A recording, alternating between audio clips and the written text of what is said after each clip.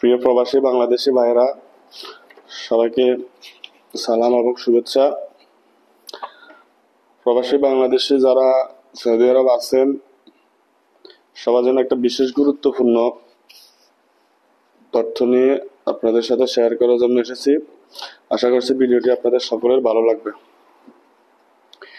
আপনারা যারা সৌদি আরবে ইকামা দিয়ে সিম কিনেন, অনেক সময় দেখা যায় আপনার ইকামা ব্যবহার করে কয়েকটা সিম তারা ব্যবহার করে।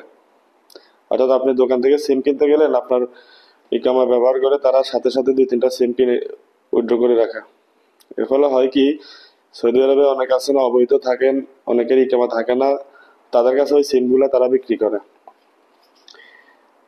এখন আপনার ইকামা দিয়ে কয়টা সিম আছে এগুলো অবশ্যই চেক করে রাখার দায়িত্ব আপনার। আপনার ইকামার কোনো সিম যদি হারায় যায়,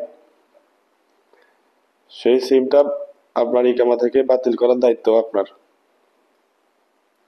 মানে আপনার ইকামা দিয়ে অন্য কেউ যদি সিম ব্যবহার করে এবং সেই সিমটা দিয়ে যদি সে কাউকে হুমকি দেয় কিংবা হোয়াটসঅ্যাপ, ইমো সহ সোশ্যাল মিডিয়া যদি কোনো অকারেন্স ঘটায়, তার দায়িত্ব সম্পূর্ণ আপনার উপরে আসবে, কারণ ইকামার নাম্বারটা আপনার।